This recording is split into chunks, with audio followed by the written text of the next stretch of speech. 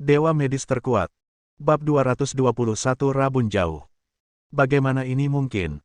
Aku tidak percaya. Aku tidak percaya. Bagaimana dia bisa begitu kuat? Saudari Huang meratap tak percaya, namun sayang, Tuan Yun hanya mengangkat bahu dan terlalu malas untuk memperhatikannya. Baiklah, aku terlalu malas untuk bicara omong kosong denganmu. Kau bisa melanjutkan hidupmu. Ingat ini di kehidupanmu selanjutnya, jangan terlalu ceroboh dan melawan orang yang tidak mampu kau ganggu. Yun Liancheng menjentikkan jarinya, dan anak buahnya segera mengerti dan mengurus saudari Huang. Ingatlah hal ini mulai sekarang, Kundi. Tidak seorang pun boleh memprovokasi Tuan Xiao.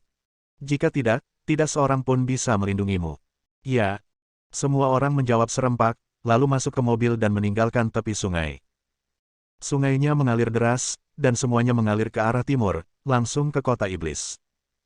Di bawah langit berbintang, di pintu keluar Kundi Expressway, beberapa mobil Hyundai Genesis perlahan melaju keluar.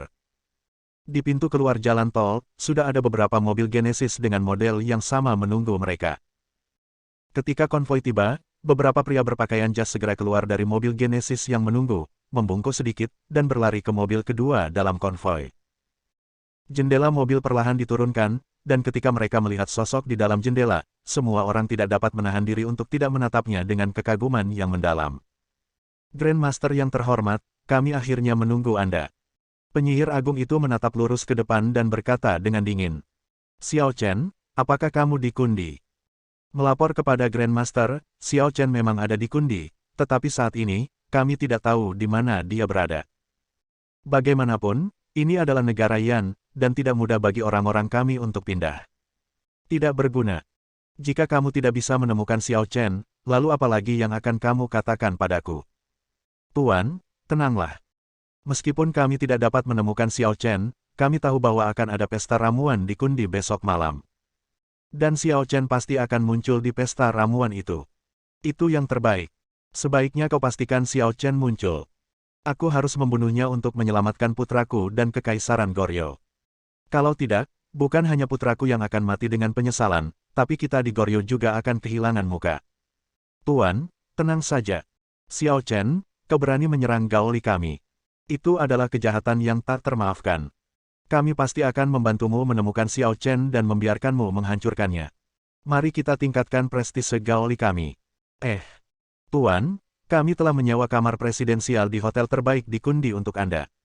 Silakan pergi dan beristirahat dulu. Bagus. Waktu berlalu dengan cepat, dan dalam sekejap mata, hari berikutnya telah tiba. Setelah malam pembaptisan darah, bumi terasa lebih dingin, seolah-olah itu adalah peringatan datangnya musim dingin. Namun, pada hari ini, ada lebih banyak orang kaya di Kundi. Di jalan, mobil mewah dapat terlihat di mana-mana. Meskipun ada banyak mobil mewah di Kundi di masa lalu, jumlahnya terutama dalam 2 hari terakhir ini. Ferrari dan Lamborghini hanyalah sepotong kue. Jumlah Rolls-Royce yang masuk armada tidak terhitung jumlahnya, dan banyak mobil pribadi takut keluar di jalan. Jika Anda menggaruk salah satunya, Anda akan bangkrut dalam hitungan menit. Orang-orang kaya di Kundi juga mulai mengelola sejumlah besar dana dan membebaskan uang tunai untuk mempersiapkan partisipasi dalam konferensi kedokteran malam ini. Pameran obat-obatan pertama di Kundi sangat menarik bagi semua orang kaya di Kundi. Karena sebelumnya, Ling Xiao telah membatasi persediaan ramuan, dan mereka tidak dapat membelinya dari tempat lain. Sekarang mereka akhirnya memiliki kesempatan untuk membelinya, siapa yang tidak ingin membelinya. Beberapa orang, ketika terkena kanker, tidak memiliki banyak waktu tersisa dalam hidup mereka. Beberapa orang sudah tua dan tidak akan berumur panjang. Beberapa orang ingin berlatih bela diri dan menjadi master super yang dapat terbang melewati atap, berjalan di atas tembok, dan berjalan di atas air. Bagaimanapun, mereka sangat miskin sehingga mereka hanya punya uang tersisa, dan mereka hanya ingin bertahan hidup dan menjadi lebih kuat. Siang harinya, setelah Xiao Zi bangun pagi-pagi, dia langsung berteriak ingin pergi ke taman bermain untuk menebus kekalahan kemarin. Bagi Xiao Chen, karena dia hampir berurusan dengan semua orang kaya di Kundi, dia tentu memiliki waktu ekstra untuk menemani putrinya. Setelah menemukan taman hiburan terbaik di Kundi dan bermain di sana sepanjang hari, matahari terbenam dan Xiao Chen membawa putrinya ke restoran terbaik di Kundi untuk makan malam. Tepat setelah ayah dan anak perempuan itu duduk, beberapa pria berpakaian jas, ditemani seorang pria tua, masuk ke restoran. Ketika pihak lain baru saja memasuki restoran, Xiao Chen tidak bisa menahan diri untuk tidak mengerutkan kening. Kaisar bela diri bintang 7. Dia tidak dapat menahan diri untuk tidak melirik ke arah orang lain, namun lelaki tua itu tidak memperhatikannya. Kekuatan Xiao Chen telah mencapai puncak. Tubuhnya telah menyatu dengan ruang sekitarnya secara alami. Dia tampak seperti orang biasa.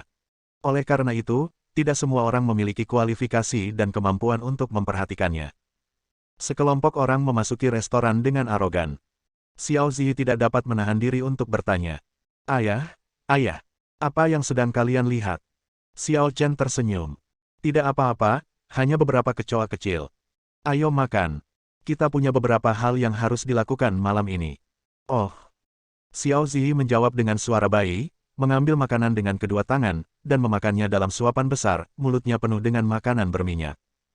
Adapun segerombolan orang itu, mereka berjalan sambil berkata, Tuan, ini adalah restoran terbaik di Kundi. Kami telah memesan ruang pribadi untuk Anda dan memesan hidangan lezat. Silakan nikmati. Huff. Kau mempermainkanku dan menghambur-hamburkan uang dan makanan yang diberikan Goryo kepadamu. Bukankah kimchi kita lezat? Bukankah sushi kita lezat? Makanan Goryo kita adalah makanan terenak di dunia. Kau benar-benar menghabiskan uangmu di restoran pedesaan Yan. Sungguh memalukan bagi Goryo. Tuan, sebenarnya, negeri Yan punya banyak sekali hidangan, jauh lebih banyak daripada hidangan Goryo kami. Dan rasanya juga beberapa kali lebih enak daripada hidangan Goryo kami. Kami sarankan Anda untuk mencobanya. Ya. Tuan, Anda akhirnya datang ke negeri Yan, jadi jangan sia-siakan kesempatan bagus ini. Kentut. Penyihir agung itu berteriak dengan marah, matanya dipenuhi dengan niat membunuh. Di mata kalian, makanan lezat Goryoku tidak lebih baik daripada makanan lezat dari negeri Yan. Kalian telah benar-benar mempermalukan Goryoku. Kurasa kalian semua harus kembali ke Goryo dan belajar dengan giat. Barulah kalian akan tahu bahwa budaya makanan Goryo kita sangat mendalam dan tidak dapat dibandingkan dengan makanan dari negeri Yan. Tuan, Anda benar. Kalau begitu kami akan memesan makanan untuk Anda. Ganti semuanya dengan sushi dan kimchi. Harta nasional Goryo kita sangat lezat. Bagaimana aku bisa makan makanan cepat saji dari negara Yan? Begitu dia selesai berbicara, hidungnya berkedut tanpa sadar. Apa yang baunya enak sekali? Baunya enak sekali. Melapor kepada guru besar, ini adalah hidangan terkenal dari negeri Yan, yang disebut ayam kung pao. Bab 222 Pesta dimulai. Ayam kung pao. Ya, ini adalah masakan rumahan dari negara Yan. Masakan ini tidak terlalu enak, tetapi meskipun begitu, rasanya sangat lezat, cukup untuk mengalahkan banyak hidangan barat. Kau hanya membual. Siapa tahu mereka menambahkan wewangian. Bagaimana kalau begini, pesan sepiring dan aku akan mencicipinya untuk melihat apakah orang-orang Yan hanya bersikap misterius. Ya, tak lama kemudian sepiring ayam kung pao pun tersaji. Warnanya yang cerah membuat orang Korea di sekitarnya meneteskan air liur dan menunggu dengan tak sabar. Penyihir agung itu melirik orang-orang di sekitarnya dengan matanya yang tajam dan tak dapat menahan diri untuk tidak mencibir. Lihatlah penampilan kalian. Kalian benar-benar mempermalukan Goryo kita. Bukankah itu hanya hidangan? Hidangan ini hanya dibuat agar terlihat lezat. Ini adalah hidangan yang baru digoreng tanpa minyak atau garam. Bagaimana mungkin ini sama lezatnya dengan kimchi Goryo kita? Semua rasa telah meresap dalam hidangan ini setelah diasinkan dalam waktu yang lama. Setelah penyihir itu selesai berbicara, dia mulai mendecakkan bibirnya. Lupakan saja. Kalian tidak akan mengerti bahkan jika aku memberitahumu. Kalian bajingan tak tahu malu telah berada di negara Yan begitu lama sehingga kalian telah lama melupakan budaya dan kejayaan Goryo kami. Biarkan aku mengungkap hidangan sampah negara Yan. Jika kalian menyelidiki lebih lanjut, kalian akan mengetahui bahwa hanya kimchi Goryo kami yang merupakan makanan lezat terbaik di dunia. Sambil berbicara, penyihir agung itu mengambil sumpit, mengambil sedikit makanan, memasukkannya ke dalam mulutnya, dan ketika dia menolak untuk menggigit sedikit pun, pupil matanya pun langsung mengecil. Rasa ini. Bawang putih, cabai, bawang merah, merica. Semua jenis bumbu sudah terkumpul dan meresap ke dalamnya. Ya Tuhan, bagaimana caranya? Tubuh penyihir agung itu bergetar, dia sangat terkejut. Sekelompok orang Korea berusaha keras menahan tawa mereka dan berkata, Tuan, inilah pesona kuliner negeri Yan. Bahan-bahannya tidak hanya lezat, tetapi juga berpadu sempurna dengan makanannya. Ini tidak mungkin. Aku tidak percaya. Ini pasti ayam asinan orang Yan. Ya, ini pasti ayam asinan, tidak mungkin ayam segar. Kalau tidak, mereka tidak akan pernah bisa memadukan rasa dari begitu banyak bahan dengan sempurna. Ya, ini pasti dibuat dengan cara yang sama seperti kimchi goryo kita. Tuan, apakah Anda ingin mencoba hidangan lainnya? Oke, beli lagi. Aku ingin melihat berapa banyak hidangan yang diasinkan oleh orang-orang Yan yang tidak tahu malu. Mereka bahkan mengatakan bahwa itu baru digoreng. Sungguh tidak tahu malu. Tapi pesta pengobatan akan segera dimulai, Tuan. Kalau kita makan terlalu banyak di sini, semuanya akan tertunda. Apa yang kau takutkan? Ini adalah negara Yan. Tidak peduli seberapa keras Xiao Chen berlari, dia tidak akan bisa melarikan diri. Selama kita bisa membunuhnya, 1 hari lebih awal atau 1 hari lebih cepat, apa pentingnya? Pergi dan pesan makanan. Ya. Di sini, Sang Grandmaster dan para pengikutnya baru saja memesan hidangan, dan di sisi lain, Xiao Chen dan putrinya telah menyelesaikan makanan mereka. Ponselnya juga berdering pada saat yang tepat. Xiao Chen menjawab telepon, dan suara Zheng Feng yang penuh hormat namun hati-hati segera terdengar dari ujung telepon yang lain. Tuan Xiao, pestanya akan segera dimulai. Apakah menurutmu aku perlu mengirim seseorang untuk menjemputmu sekarang? Tidak usah repot-repot, saya bisa naik taksi ke sana sendiri. Tinggal beritahu saya lokasinya. Oh, oke, itu di Hotel Bintang 5 milik keluarga Zheng kita. Ya, aku akan ke sana sebentar lagi. Baiklah. Aku sudah meminta salah satu putraku untuk menyambutmu di hotel terlebih dahulu. Saat kau tiba di sana, dia akan menjamumu atas namaku. Aku akan pergi ke persimpangan jalan raya sekarang untuk mengambil pil yang dikirim dari Jiangnan. Kau tahu, agen harus mengambil pil itu sendiri. Aku tahu. Lakukan saja tugasmu. Ya.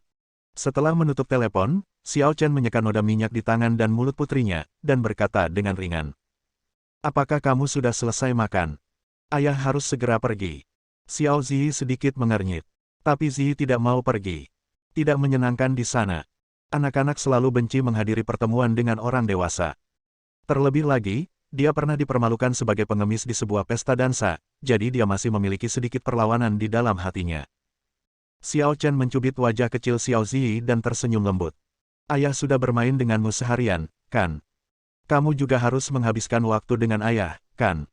Lagi pula, ini adalah saat terakhir. Setelah ini, kita bisa membawa orang-orang kaya dari Jiangdu ke Modu untuk menjemput ibumu. Ibumu sudah sangat menderita, sama sepertimu. Apakah kamu ingin ibumu menjadi mulia? Alis cantik Xiao Zi terjalin rapat. Dia tidak punya banyak ide tentang orang tuanya. Meskipun dia sangat menginginkan seorang ibu, dia belum pernah melihat ibunya, jadi dia tidak dapat membayangkan seperti apa rupa ibunya atau bagaimana rasanya bersamanya. Hanya berpikir itu mungkin bagus. Dibandingkan dengan Liu Yunxuan, sekarang, selain mengandalkan Xiao Chen, dia mungkin lebih dekat dengan Su Ruoxue. Melihat ekspresinya yang bingung, Xiao Chen membelai rambutnya dengan lembut dan mendesah pelan. Anakku, ibumu adalah orang yang paling mencintaimu di dunia ini. Mungkin kamu belum pernah bertemu dengannya, tetapi kamu akan selalu ada di hatinya. Saat kamu bertemu dengannya, kamu akan tahu bahwa dialah orang yang paling pantas untuk ditunggu dalam hidupmu. Meskipun dia tidak begitu mengerti apa yang dikatakan ayahnya, Xiao Zi akhirnya mengangguk. Baiklah, tapi ayah sudah bilang ini. Ini terakhir kalinya.